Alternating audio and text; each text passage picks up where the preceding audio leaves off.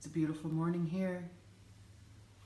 I probably will just point the camera out the window at the cloud-covered mountain, but today we're going to read from John chapter 18, starting in verse 11 through verse 40.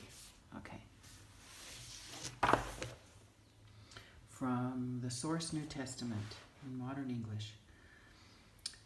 So Jesus said to Peter, "Put your sword back in its scabbard. Do you think there's any way I'm going to avoid the suffering that the Father has assigned me?"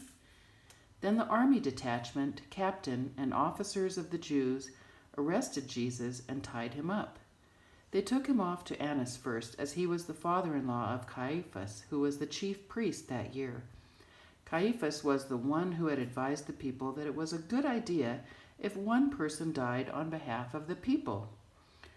Simon Peter and another disciple were following Jesus. Because this particular disciple was a close friend of the chief priest, he went with Jesus into the chief priest's courtyard, but Peter had to wait outside at the door. The other disciple, the one who was a close friend of the chief priest, came back, spoke to the girl who guarded the door, and brought Peter in.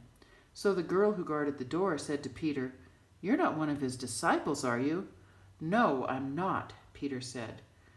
It was cold, so the servants and officials stood around a coal fire they had made to keep warm. Peter stood with them, too, and warmed himself.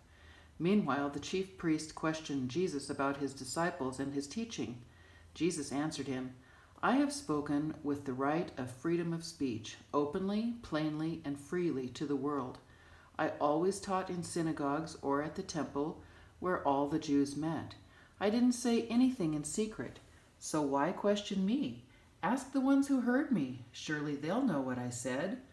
When Jesus said this, one of the nearby officials slapped him across the face and said, "Is this the way you answer the chief priest?" Jesus responded, "If I said something wrong, produce evidence of it. But if I spoke the truth, then why did you belt me?" Then Annas sent him tied up to Caiaphas the chief priest. Simon Peter was standing there getting warm. They asked him, "You're not one of his disciples, are you?" Peter denied it. "I am not." One of the chief priest's slave servants, who was a relative of the person whose ear Peter cut off, said, "Didn't I see you with him in the garden?" Again Peter denied it, and immediately the rooster crowed. Then they took Jesus from Caiaphas to the Roman governor's headquarters. By now it was early in the morning, so the Jews didn't go into the governor's headquarters to avoid ceremonial uncleanness. This was so they could eat the Passover meal. Pilate went to see them outside and said to them, "What is the charge that you have laid against this person?" They answered, "If he wasn't a criminal, we wouldn't have handed him over to you." So then Pilate said to them, "Then you yourselves take him and judge him by your own law."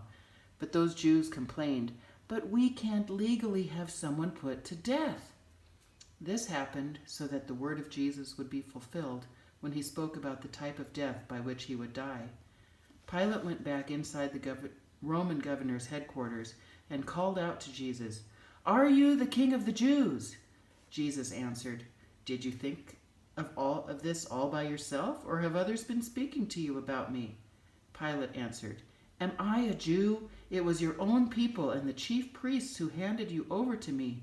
What was it that you did?" "My realm is not from this world," Jesus answered. "If my realm were from this world, then my officers would have been fighting to the last to prevent me from being handed over to certain Jews. But as a matter of fact, my realm isn't from here."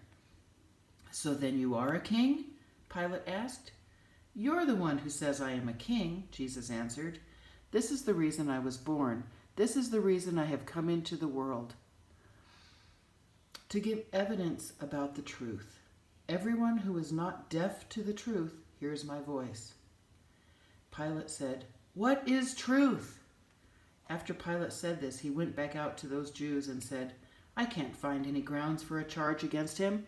You have a custom that I should release someone for you at the Passover. So do you want me to release the King of the Jews for you?" So they all shouted, "No, not him, but Barabbas. Release Barabbas." Barabbas was a robber.